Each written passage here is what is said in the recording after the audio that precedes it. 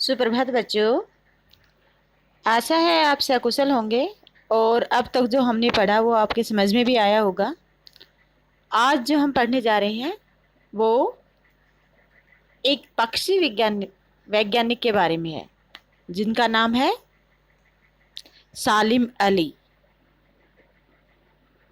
सालिम अली के जीवन के बारे में उनको याद करते हुए जाबिर हुसैन ने ये संस्मरण लिखा है, सांवले सपनों की याद। तो सबसे पहले हम संस्मरण के बारे में जान लेते हैं।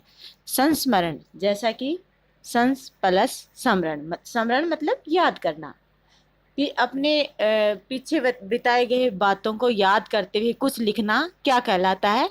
संस्मरण। किसी के साथ या अपने अनुभवों को याद करते हुए उसको रचना के रूप में लिखना क्या कहलाता है? संस्मरण। तो ये आज हम क्या पढ़ने जा रहे हैं? किसका संस्मरण?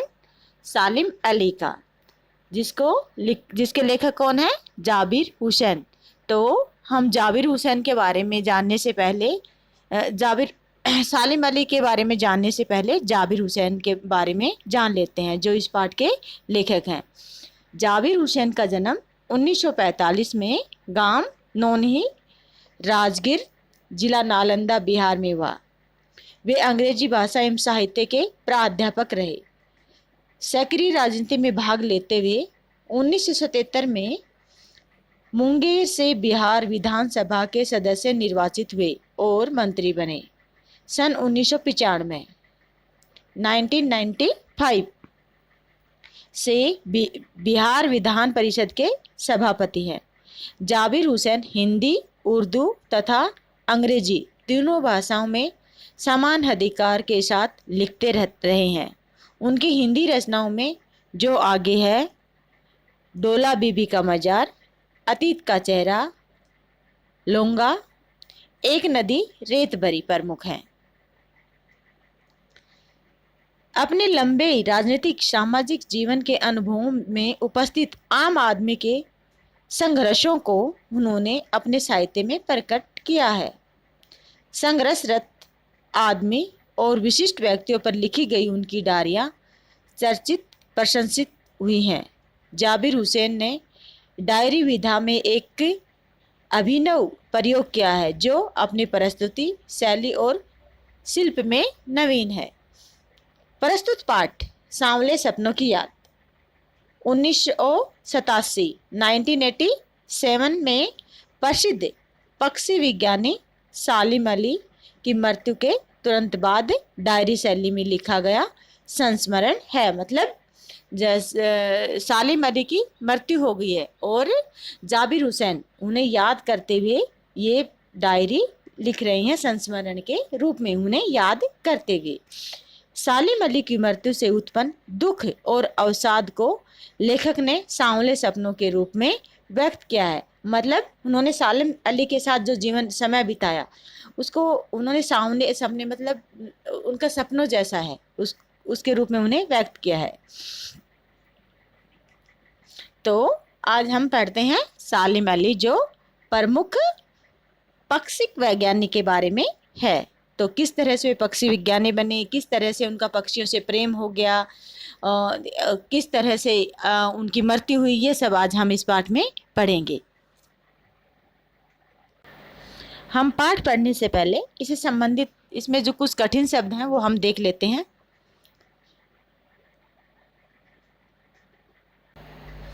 गढ़ना, बनाना, उजूम, उजूम जन समूह, भीड़, बहुत सारे लोग एक साथ होना। वादी, घाटी, वादियां जैसे हम बोलते हैं ना, घाटी। सौंधी, सुगंधित, मिट्टी पर पानी पड़ने से उठने वाली गंध। सौंधी मतलब जब मिट्टी में पानी डाल दिया जाता है तो जब स्मेल आती है ना, उसको क्या बोला जाता है? सौंधी। पलायन, एक जगह से दूसरी जगह जागना या जाना या भाग जाना। नैसर्गिक, स्वाभाविक या प्राकृतिक, मतलब जो बनावटी न हो, नैसर्गिक अपने आप, प्राकृतिक हो, स्वाभाविक हो, अपने आप बन गया हो, सहज। हरारत, उष्णता या गर्मी। आबशार, निर्झर या झरना। मिथक प्राचीन पुराकथाओं का तत्व जो नवीन स्थितियों में नए अर्थ का वहन करता है। शोक चंचल, सती 100 वर्षों का समय।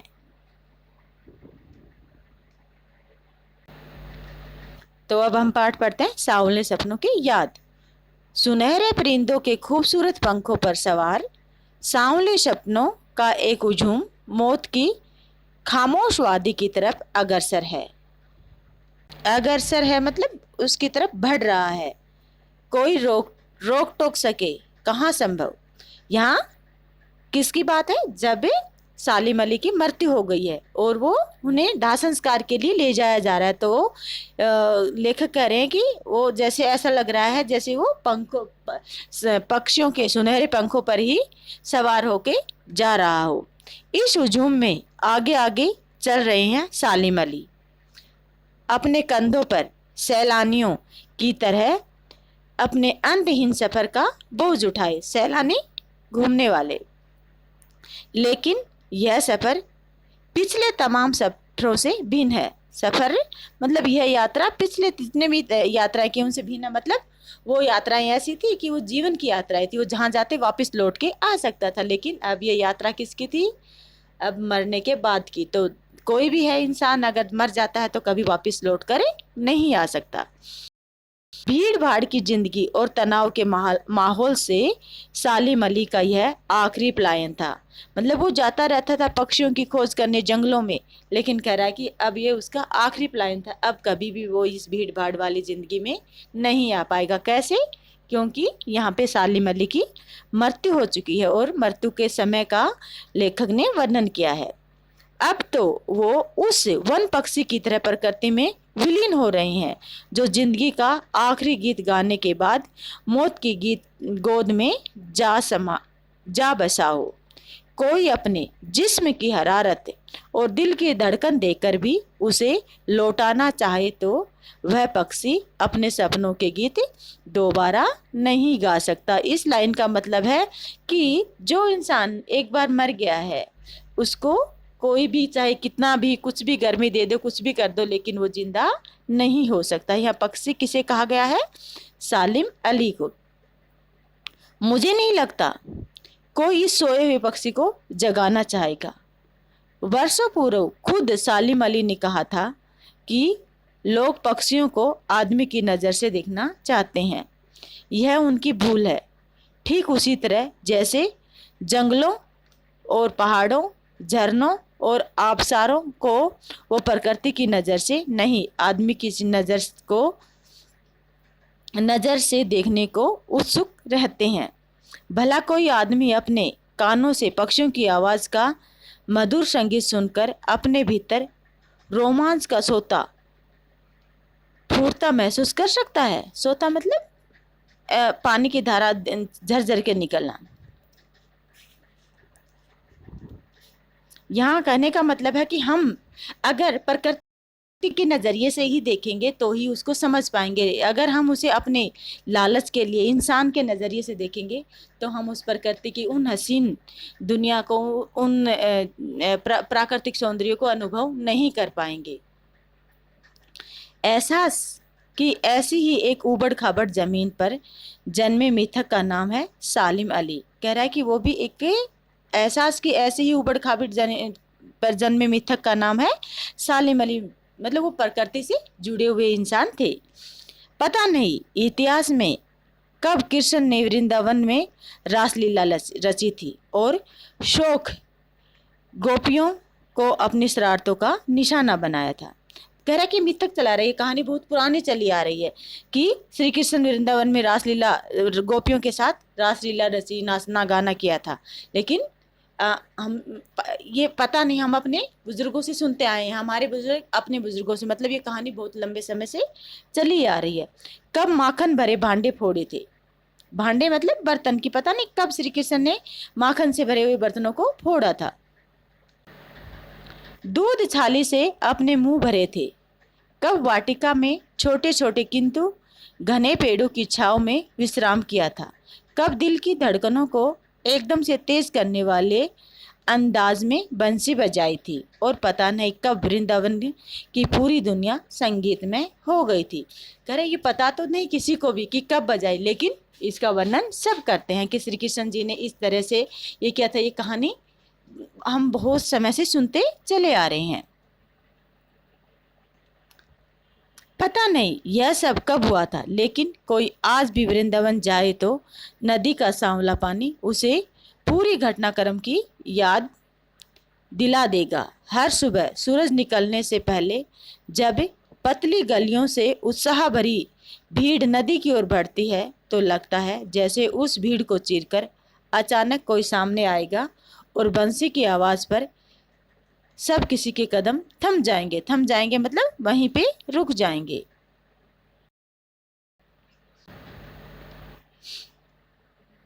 थम जाना, रुक जाना। हर शाम सूरज ढलने से पहले जब वाटिका का माली सैलानियों को हिदायत देता है, सैलानी जो घूमने आए हुए हैं हिदायत देगा, तो लगता है जैसे बस कुछ ही क्षणों में वो कहीं से आ टपकेगा और संगीत का जादू वाटिका में के भरे पूरे माहौल पर छा जाएगा। वृंदावन कभी कृष्ण की बांसुरी के जादू से खाली हुआ है क्या? मिथकों की दुनिया में इस सवाल का जवाब तलाश करने से पहले एक नज़र कमजोर काया वाले उस व्यक्ति पर डाली जाए। यहाँ मिथक, मिथक आप मतलब समझ रहे हो? मिथक मतलब ये कहानियाँ हमारे पूरे जो वो पूरा कथाएं जो हमारे प्राचीन काल से आ रही हैं उनको क्या कहा गया है? मिथक, जो बहुत पुराने समय में घटित हुई हैं और वो अभी भी हमारे लोग गाते हैं, उनके बारे में वो उनका वर्णन होता रहता है। वो क्या कहते हैं? उन्हें क्या कहा जाता है? पुरा कथाएं, मिथक, जिसे हम सालिम अली के नाम से जानते हैं। तो सालिम अली कैसा है? उसकी काया मतलब शरीर कैसा है? एकदम पतला, कमजोर। उम्र को सती तक पहुंचने में थोड़े ही दिन तो बच रहे थे, मतलब अभी वो सती तक पहुंचना मतलब 100 वर्ष का होने ही वाला था। संभव है लंबी यात्रा की थकान ने उसके शरीर को कमजोर कर दिया हो, मतलब उसकी उम्र काफ़ी लंबी हो गई है और इससे उसके शरीर में कमजोरी आ गई है, संभवतः ये लेखक सोच रहे हैं। और कैंसर जैसी जानलेवा बीमारी उनके मौत का कारण बनी थी। सालिम अली की मृत्यु कैसे हुई थी? कैंसर की बीमारी से, कैंसर हो गया था उनको।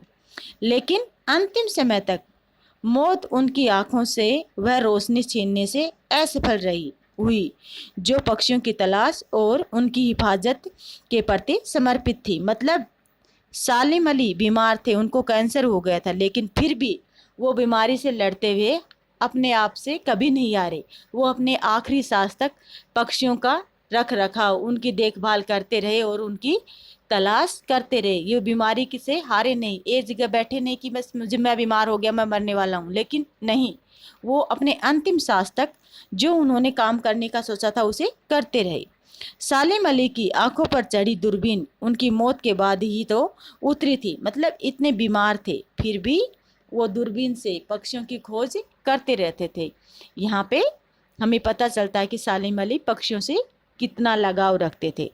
तो बच्चों आज के लिए इतना ही, इससे आगे हम कल पढ़ेंगे। धन्यवाद बच्चों।